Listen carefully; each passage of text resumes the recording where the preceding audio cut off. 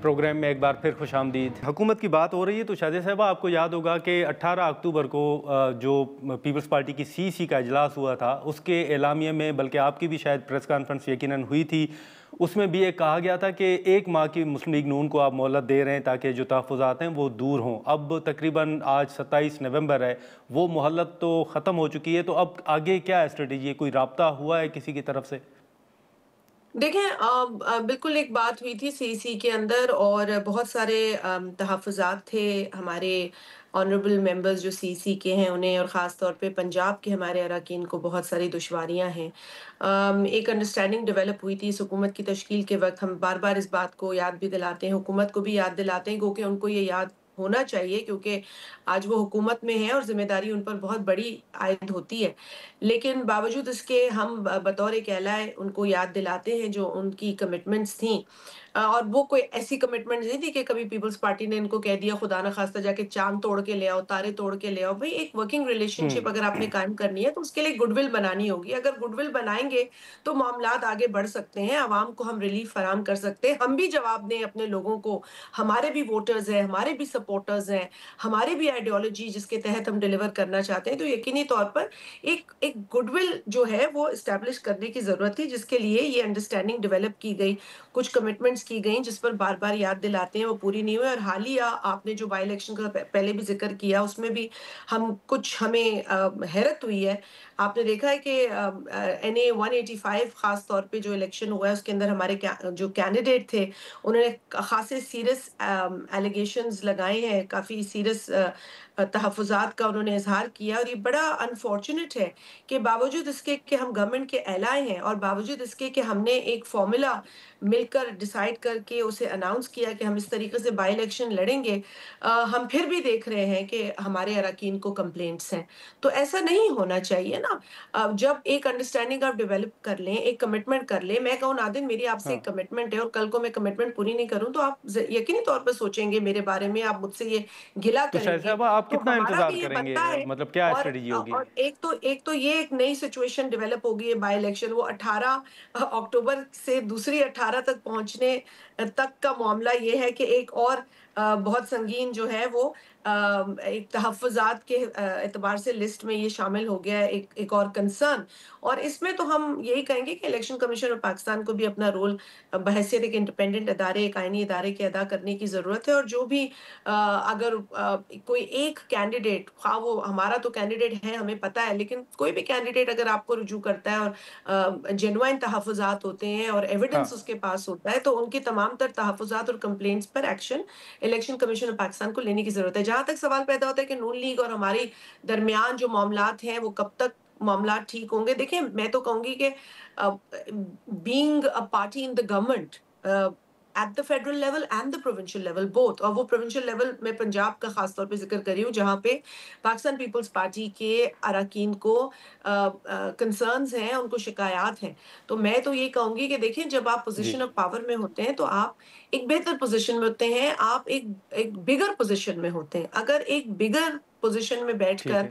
आप मामलात को हल नहीं कर रहे तो फिर अब हम इससे ज्यादा हम क्या कमेंट कर सकते हैं? हम तो यही उम्मीद लगा बैठे हैं कि देखिए जब हाँ। पीपल्स पार्टी ने इतना एक बड़ा दिल रखा है, बड़ा ज़हन रखा है, बड़ी सोच रखी है, लेकिन at the end of the day हमें अपने कंस्टिट्यूएंट्स के पास जाना है, हमें अपने लोगों के पास जाना है, हमें अपना ठीक है। मंशूर लेके जाना है। तो हम हम्म, उनको जवाबदेह होंगे।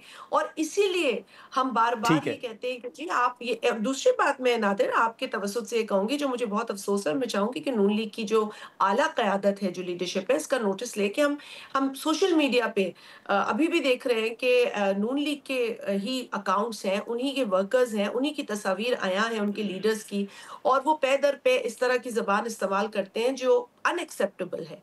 तो ये होता है कि ये कॉन्फिडेंस बिल्डिंग मेजर्स हैं। अगर यही नून लीग रोक नहीं सकती, तो फिर आप मुझे बताएँ कि दोनों जानिब से अगर शुरू हो जाएगा अटैक तो फिर एक अजीब-सी कैफ़ियत बर्पा होगी। तो बेहतर ये है कि हम्म। नून लीग को इसमें सीरियसली गौर करने की ज़रूरत है। Honourable prime minister of Pakistan को इसमें सीरियसली गौर करने की ज़रूरत है कि मामलात बिगाड़ना बहुत आसान है नादिर, उनको ठीक करना मुश्किल है। हम्म। वो अकाउंट्स आप समझते हैं कि पीपल्स पार्टी के खिलाफ इस्तेमाल हो रहे हैं? मैं समझती हूँ कि जिस तरह की उन अकाउंट्स के ऊपर ज़बान इस्तेमाल हो रही है या जिस तरीके के अटैक्स हो रहे हैं, मतलब वो अफ़सोसनाक है, क्योंकि जब हम उन अकाउंट्स के प्रोफाइल्स को खोलते हैं तो उसमें हमें काफ़ी अकाउंट्स के जो बैकग्राउंड है उसका ताल्लुक नून लीग से नज़र आता है। तो ये एक अफ़सोस की बात अच्छा, है। ये बात सीसी में भी हुई थी कि सीसी में भी ये इस तशवीश का इज़हार ठीक है। हुआ था। मैं समझती हूँ कि ये ऐसी बातें हैं बिल्कुल, जो बिल्कुल कि लीडरशिप किसी भी पॉलिटिकल पार्टी की हो, उसको इतना कंट्रोल अपनी पार्टी पे होना चाहिए कि अगर एक डिसिप्लिन है कि हमें मिलके काम करना है, तो उस डिसिप्लिन को ट्रिकल डाउन होना चाहिए एट द लोएस्ट ठीक लेवल इन द ठीक है, पार्टी। ठीक है। शायद साहब आप ठीक है, शायद साहब आप मुख्तसरन ये भी बताइएगा कि ये जो पीटीआई तहफ़्फ़ुज़ात का इज़हार कर रही है कि अदालती अहकामात के बावजूद खान साहब के साथ मुलाकात नहीं करवाने दी जा रही, आप समझती हैं क्योंकि आप इत्तेहादी जमात हैं मौजूदा हुकूमत के साथ, तो आप समझती हैं कि ये दुरुस्त है, उनके तहफ़्फ़ुज़ात दुरुस्त हैं, मुलाकात होनी चाहिए? देखिए नादिर, एक आप मुझसे अगर एक जनरल क्वेश्चन पूछेंगे किसी भी जमात की लीडरशिप को, अगर अदालत ने हाँ, उनके कारकुनान को मिलने की का हुक्म दिया है तो मुलाकात होनी चाहिए, मैं कहूँगी हाँ। लेकिन मुझे पीटीआई का पता नहीं है कि इसके अंदर इतनी तकसीम हो चुकी है, इतनी ग्रुप बंदी हो चुकी है, इतने धड़े हैं इस जमात के कि वो मेरा ख्याल है इनके अपने भी कंट्रोल में चीज़ें नहीं हैं।